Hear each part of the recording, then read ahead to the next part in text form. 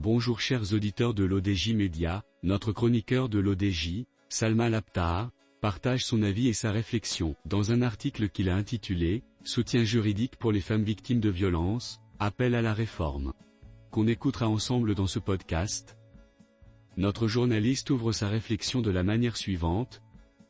À l'occasion de la Journée internationale pour l'élimination de la violence à l'égard des femmes, les organisations féminines demandent la suppression de l'obligation de fournir des preuves dans les cas de violence et de viol. Elles ont souligné les défis auxquels les femmes, surtout les victimes de violences, font face lorsqu'elles cherchent à obtenir justice.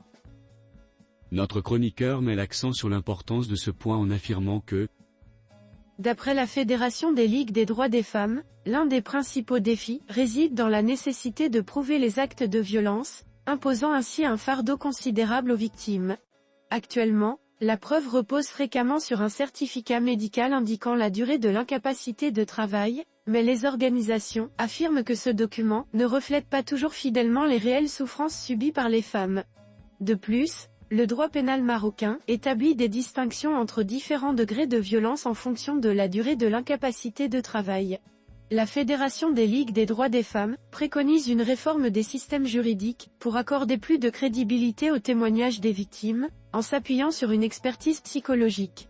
Elle suggère que la charge de la preuve soit assumée par le ministère public et met en avant la nécessité de former le personnel judiciaire, policier et de gendarmerie pour faire face aux cas de violence.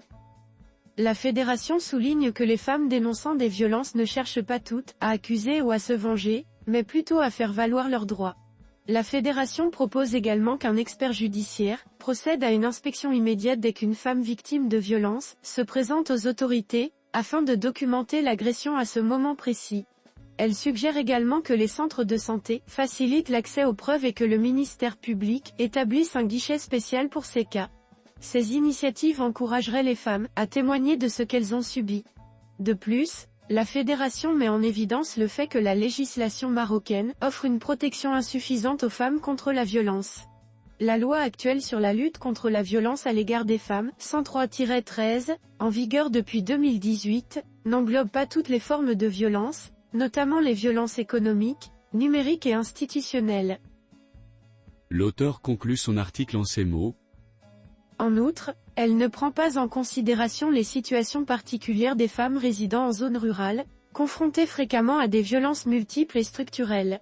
C'est pourquoi la Fédération appelle à une révision de cette loi, pour l'aligner sur les traités internationaux, que le Maroc a ratifiés.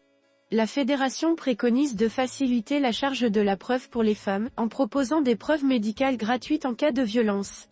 De plus, elle propose de prendre en charge une partie des frais de l'expert judiciaire pour les femmes financièrement vulnérables et exposées à la violence.